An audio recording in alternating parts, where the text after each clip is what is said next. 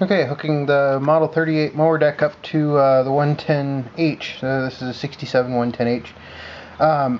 So anyway, here's the mower deck, and what we're going to do is I want to go ahead and peek underneath the tractor and kind of show you what I'm going to do. These are the deck hangers. Those were already on the tractor. The lift system is all the way down. What I've done before I put the deck on is I've gone ahead and greased the variator and the parking brake and the steering and the front axle, or the front pivot right there. I hope you can see that. The front pivot. And so I've gone ahead and greased everything for the summer just to make sure that nothing's wrong. I changed the gear case oil, the transaxle oil, or oil in January when I bought it. I put the Lucas oil in there. So anyway, what we're going to do is I'm going to slide the deck under here, and then I will hook up the mule drive belt and start attaching the deck. So once I get the deck slid under here, I'll come back and start working on the video some more.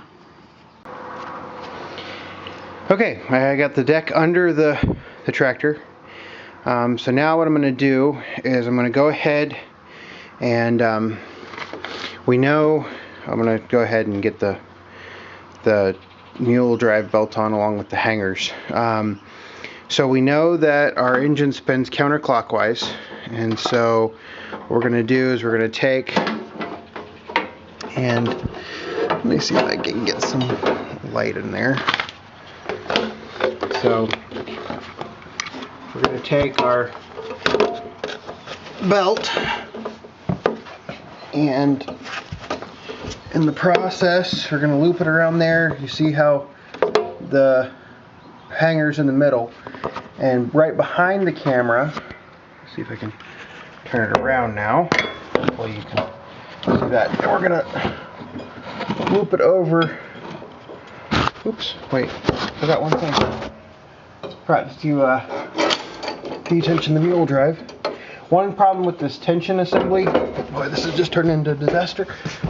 One problem with this tension assembly is this spring likes to fall off when you undo it. So we know this will turn this way, so the mule drive will turn that way, and so we're going to loop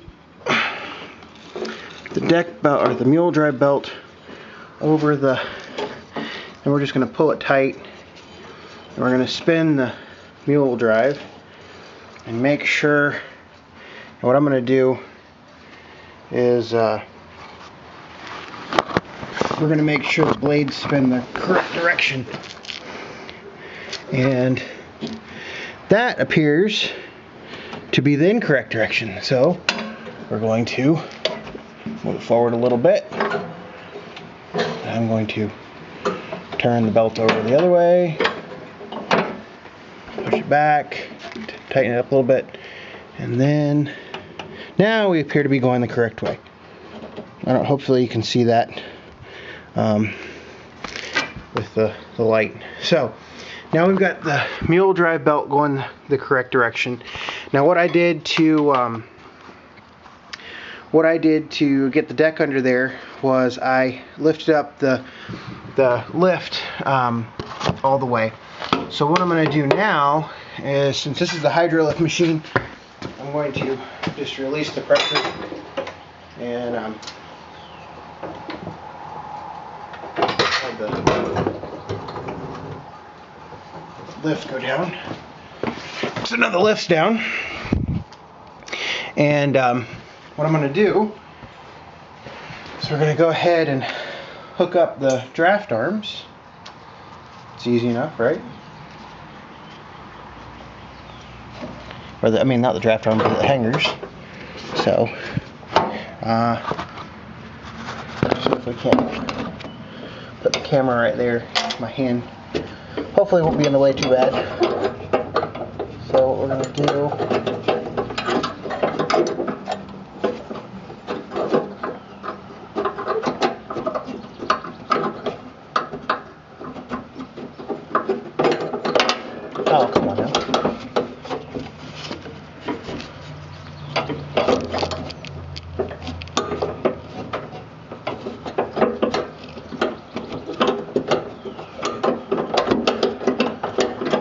Important thing here is if you are buying your pins at a hardware store, a lot of times those are like one size pins, and if you're not careful they will be too long and they will rub on the deck belt or the mule drive belt, which you don't want, obviously.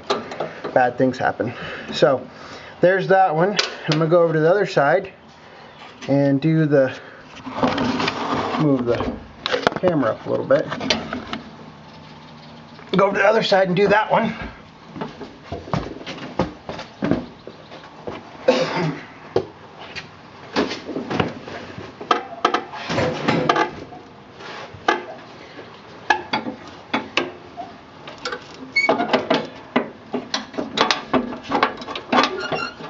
Sorry about the hand being in the line.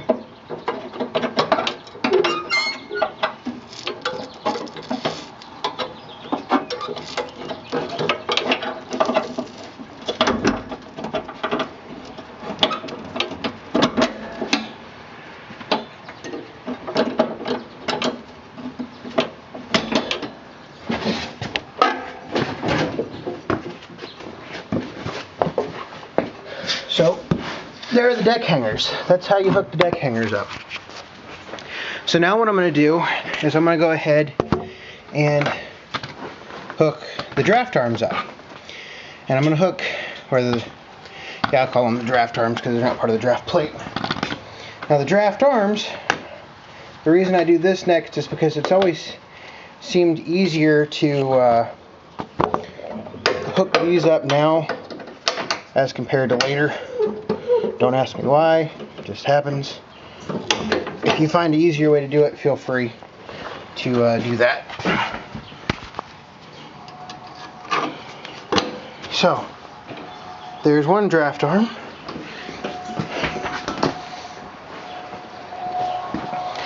Come over here and hook up the other draft arm.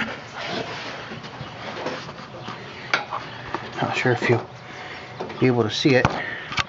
I'm opting to do this in real time.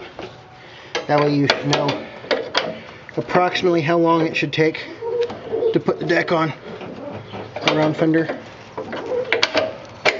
Now, please keep in mind that I've done this, I don't know, this is probably my 5th or 6th time putting a deck on a round fender. So I've got a little bit of experience at it, not much. But anyway, so next what I'm going to do is I'm going to put this draft plate on, and the draft plate, that's super simple.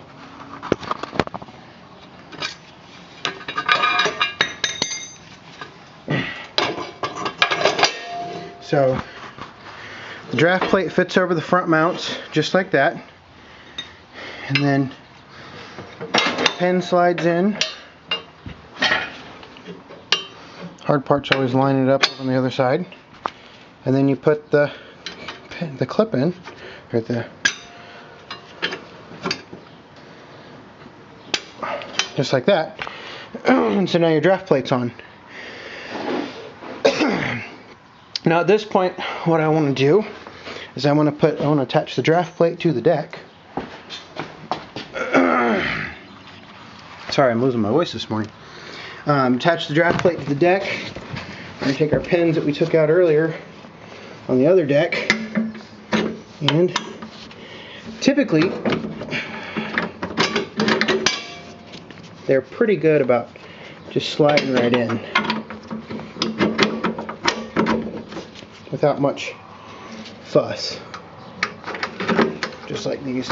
Now you can, like I said in my taking off video, you can use these up front there.